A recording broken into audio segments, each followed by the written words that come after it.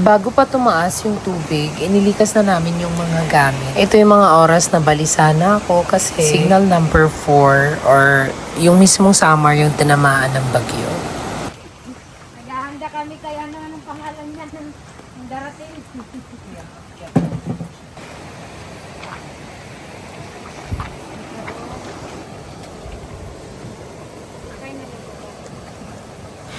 Inilagay namin sa mataas na part yung mga gamit na possible na pwedeng ianod ng baha. Tara dito.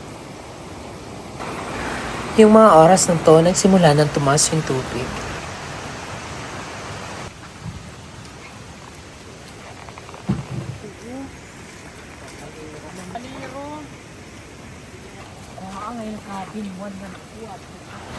Ito po yung dahilan kung bakit temporarily namin i-clinose yung Deala Nature Spring. Dahil sa bagyong Opong. Nagre-ready kami guys kasi malakas itong bagyo. Pamaya yung landfall niya mga 1. Mga madaling araw. Yung pangalan ng bagyo. Odong? Opo. Cellphone yun ah. Actually mo. Anong unit kaya yan?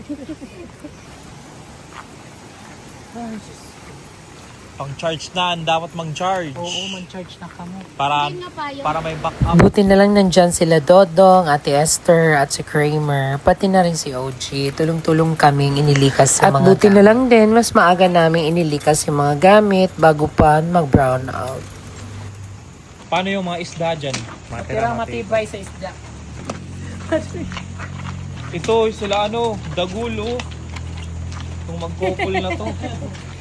Ito. Yung business permit natin, dito nakasalalay ang tax. Kailangan natin yan i-save.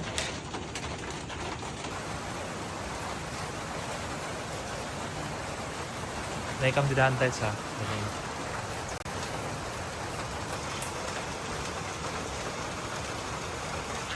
At kinabukasan, pagdating namin sa The Island, Hala, grabe, ang daming dahon. Hala, Diyos ko. Buti na lang nilikas namin lahat ng mga gamit kasi hindi natin mamalaya na tataas pa yung tubig. Buti hindi na malakas yung hangin guys at buti ganito lang sinapit natin. Stay safe everyone. Kagabi kasi medyo malakas yung hangin. Dami naming wawalisin. Yung tiny house na tumbahan ng kawayan guys. Buti inilikas lahat ng mga upuan dito kasi baka tumaas yung tubig. Sabi ko kay OJ, ilikas na dito sa may bonfire area. Grabe, ang dami namin lilinisin guys. thank you so much Lord kasi lahat na kami safe at wala masyadong na-damage. Update dito sa cabin. Buti na lang guys, hindi tumaas yung tubig. Buti na lang ganyan lang yung level ng tubig. May kawayan sa wire. Kailangan matanggal agad yan. Grabe, ang daming lilinisin. Ang daming wawalisin guys. Ito talaga yung downside sa mga camping site business. Lalo na yung mga malalapit sa Batis.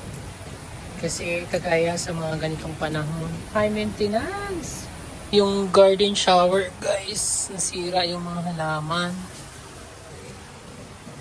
Dito sa may veranda, ay grabe, ang daming lilinisin.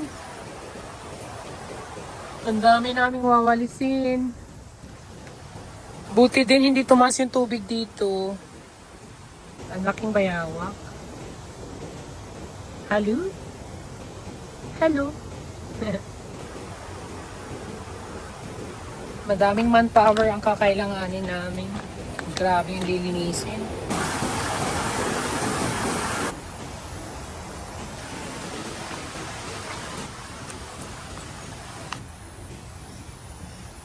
Grabe, ang dami naming lilinisin.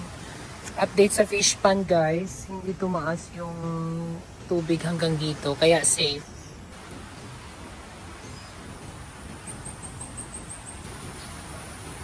Naku, grabe yung kikliringin namin dito guys. Sumampa na sa bubong yung mga kawayan. La, grabe.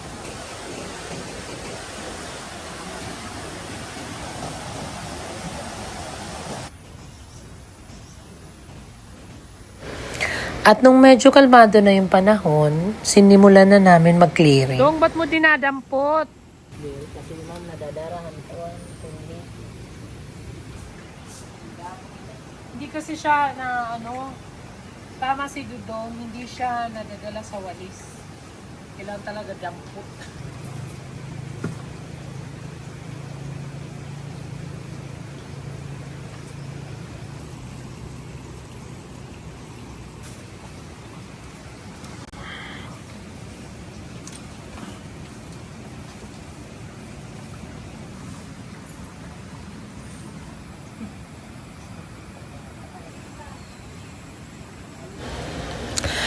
At hanggang sa ginabi na kami, wala pa ring power.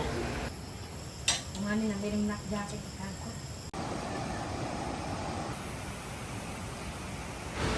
Kinabukasan, buti na lang dumating na si Ray, si Dudong at si Grace.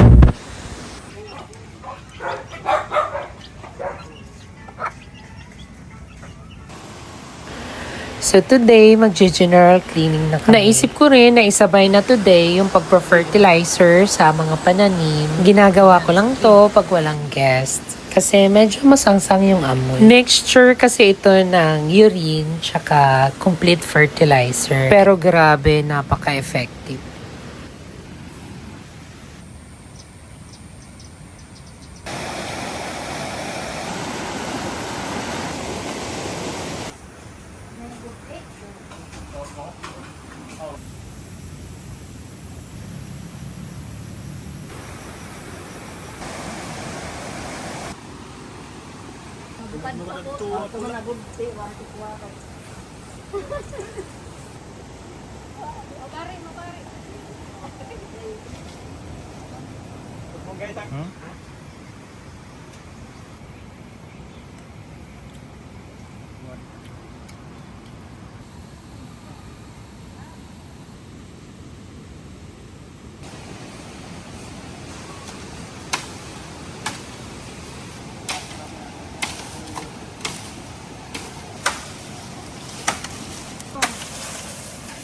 Yan, para safe ng kawayan.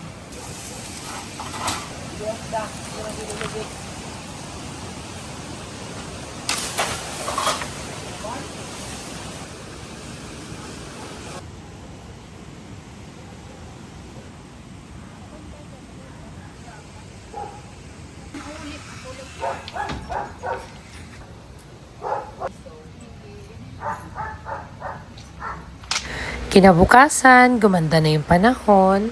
Tumanggap Kamusta, na kami Biyay? ng bisita. Yung sister ko from Borongan. Birthday! Belated happy birthday! Hi, Naira! Makadinala ko na ni Jade. Dahil ngayon lang ulit kami nagkita, iginala ko naman sila sa city malapit sa amin. Kasama ko yung mga friends ko, sina Jade at si Madam Panot. Tawanan, kwentuhan, saya lang.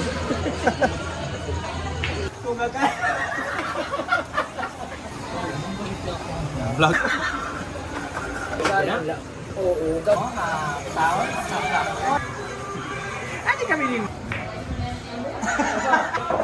Tama yung biyay.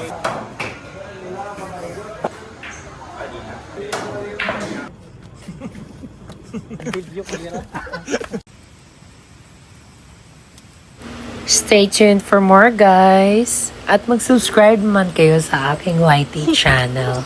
That's us!